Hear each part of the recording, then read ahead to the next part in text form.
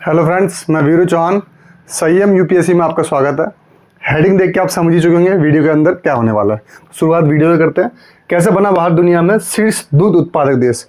देखिए, किसी टाइम पे ऐसा था, भारत के पास खुद के लोगों के लिए दूध की पूरी आपूर्ति नहीं होती थी। मतलब बहुत कम उत्पादन होता था हमारा दूध का, हमें आयात करवाना पड़ता था। आज हम इस कंडीशन में हैं कि हम नंबर 1 दूध के उत्पादक बन गए हैं।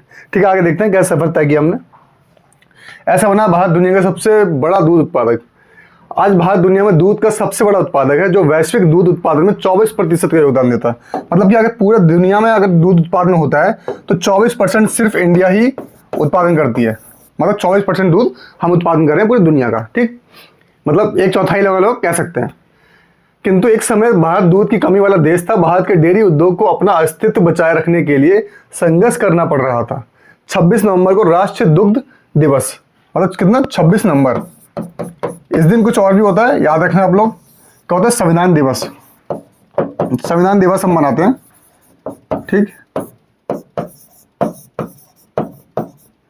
दोनों कब है? 26 नवंबर, राष्ट्रीय दुग्ध दिवस और संविधान दिवस। आइए दूध उत्पादन में भारत की यात्रा पर नजर डालें। 124 ग्राम, क्या थी? 124 ग्राम, 124 ग्राम प्रतिदिन थी 1950 और 51 में देश में प्रति व्यक्ति दूध की खपत। मतलब एक व्यक्ति के लिए 124 ग्राम खपत थी पर हर इंसान के लिए। कब? 1950 और 51 की बात हो रही है। 459 ग्राम प्रतिदिन हो गई 2022-23 के दौरान भारत में प्रति व्यक्ति दूध की उत्पादकता। भारत में प्रति व्यक्ति उत्पादकता कितनी होगी? इतनी होगी। मतलब हम इतना दूध अब लोगों के लिए लिखा, मतलब आधा किलो लगभग 50 ग्राम कम, सॉरी 40 ग्राम, आधा किलो दूध प्रति व्यक्ति उत्पादकता हमने कर ली। उसका श्वेत क्रांति के जरिए कुरियन ने बहाई दूध की नदियां, जो ये थे ना मेन कुरियन ही थे, वर्गीज। ठीक, इसे कहते हैं वर्गीज। इनका नाम जो है याद होना चाहिए और पेपरों में आ ही जाता है, और वैसे भी याद होना चाहिए कि इन्होंने इतना बड़ा काम किया हमारे लिए।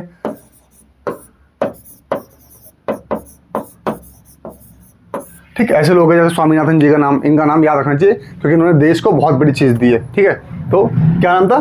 भारत में दूध उत्पादन को बढ़ावा देने में 1970 में डेयरी इंजीनियर, कौन थे? डेयरी इंजीनियर वर्गीज कुरियन द्वारा, ये क्या अपने इंडिया के थे, केरला से, इनका केरला में इनका जन्म हुआ था, द्वारा शुरू गए ऑपरेशन फ्लड।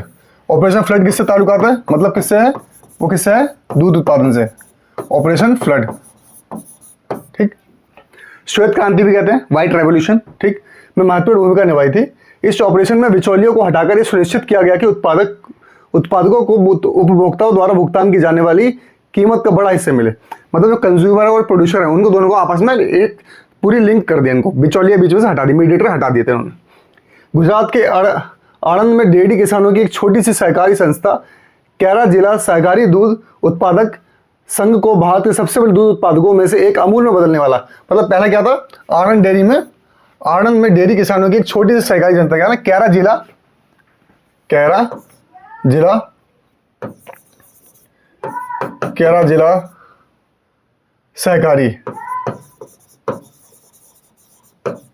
सहकारी दूध उत्पादक, मतलब इसका नाम था पूरा। जो उसको क्या कर दिया हमने? अमूल में बदलने की पूरी क्या किया? काम किया। कुरियन के सहकारी मॉडल के आधार पर अन्य डेयरी सहकारी समितियों का गठन किया जाने लगा। जो इनका क्या था? सहकारी मॉडल था एक, उससे क्या होने लगा? अन्य जो और भी डेयरियां होती हैं उनको सहकारी समितियों का गठन किया जाने लगा। पूरे भारत में दूध उत्पादकों को 700 से अधिक कस्बों और शहरों में उपभोक्ताओं के जोड़ा गया। जितने भी दूध के उत्पादक हैं उनको 700 से अधिक कस्बों और शहरों में जोड़ दिया गया। यहाँ पे आप डायरेक्ट अपना दूध दे सकते हैं। इसके 2 दशक के भीतर ही भारत दूध उत्पादन दुगने से भी अधिक हो गया। मतलब 2 दशक के बाद ही, मतलब 20 साल बाद ही ज्यादा हो गया। ठीक है, दुगने से भी अधिक हो गया। 1998 में भारत ने अमेरिका को पीछे छोड़ा। अमेरिका पीछे हमने कब छोड़ा? 1998 में। दूध उत्पादन में भारत की वर्तमान स्थिति क्या है ये देख लेते हैं। ठीक, 24.64% क्या कर रहे हैं हम का योगदान 2021-22 में वैश्विक उत्पादन, मतलब 1/4 हम लगभग कर रहे हैं। 5.1% का योगदान देता दूध उत्पादन राष्ट्र की अर्थव्यवस्था। मतलब जीडीपी में जो कितना है? 5.10% किसमें? जीडीपी में, इसमें भी योगदान देता है। ठीक है, ये फैक्ट याद रहेंगे तो आप लिख पाएंगे, तभी आपको पता लगेगा। इसलिए ये ऐसे अगर डायग्राम बना देंगे तो बहुत अच्छा रहेगा, पर बनाने में टाइम लगेगा। इसलिए 30% क्या है? 30.1% क्या है? तक की हिस्सेदारी पाने का लक्ष्य है 2030 तक वैश्विक स्तर पर दूध उत्पादन में। मतलब 24 में कितने आना है? 30 पे आना है। ठीक है, 6% और बढ़ानी है। 23 करोड़ टन तक पहुंच गया वर्ष 2022-23 में दूध, भारत का दूध 23 करोड़ टन, इतना हमारा क्या उत्पादन पहुंच गया था दूध का। ठीक है, आगे 3 गुना से ज़्यादा बड़ी प्रति व्यक्ति दूध की उपलब्धता, 3 गुना ज़्यादा बड़ी। 1950 और 60 के दशक में दूध में उत्पादन में भारत की स्थिति आज से पूरी तरह अलग है। भारत दूध पाउडर का आयात करता, दूध का पाउडर हम लेते थे उसको और इसे तरल दूध में बदलकर मांगों को पूरा करते थे, पहले ऐसा था। सो पहले देखा होगा आपने लोगों के घर में वो अमूल स्प्रे का डब्बा रहता है व्हाइट वाला, वो आने लगा चालू, क्योंकि हम पहले दूध ऐसे ही मंगाते थे पाउडर फॉर्म में, विदेशों में मंगाते थे। अब दूध इतना हो गया जरूरत नहीं पड़ती, तभी आप देख रहे हैं अब हर किसी के घर में नहीं मिलता होगा, हर किसी के पास मतलब शहरों में आने लगी, थैली आने लगी सब, तो अलग तरीके से अब दूध की उत्पादन ज़्यादा हो गई है।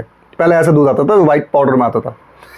स्वतंत्रता के बाद पहले दशक के दौरान दूध उत्पादन में वार्षिक वृद्धि दर 1.64% थी, जो 1960 के दशक में घटकर 1.15% रह गई। 1950-51 में देश में प्रति व्यक्ति दूध की खपत 124 ग्राम प्रतिदिन थी। 1970 का आंकड़ा घटकर 107 रह गया, 124 था क्या 107 रह गया। उसके बाद जो दुनिया में सबसे कम और न्यूनतम अनुशंसित पोषण मानकों में से, मतलब हमारे पास इतना भी था कि हम पोषण को अपना पूरा कर लें, 107 ग्राम रह गया था प्रतिदिन की हमारा, कब 1970 में। उसके बाद 2022-23 में भारत में प्रति व्यक्ति दूध की उत्पादकता 459 ग्राम प्रतिदिन हो गई। इस वर्ष विश्व होगी प्रति व्यक्ति होगी, इस वर्ष विश्व और औसत 322 ग्राम प्रतिदिन था।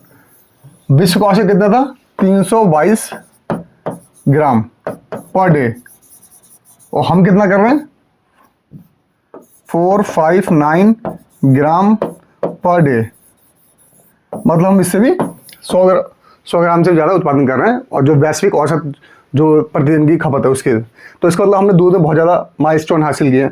उसमें हमारे इंजीनियर्स जो थे, जैसे वर्गीस साहब थे, वर्गीस कुरियन थे, और सरकार की बहुत बड़ी भूमिका रही होगी, क्योंकि उन्होंने भी साथ दिया होगा, तभी ऐसा संभव हो सकता है।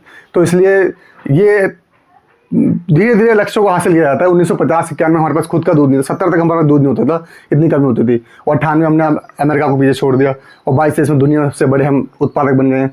तो ये इससे पता लगता है आप सतत कार्य करते रहेंगे तो आपको एक दिन जरूर सफलता मिलेगी, वो इससे पता लगता है, और जीवन में भी यही नियम लागू होता है। ठीक है, धन्यवाद। इस वीडियो को समाप्त करते हैं, तब तक के लिए खुश रहिए, स्वस्थ रहिए। जय हिंद, जय भारत।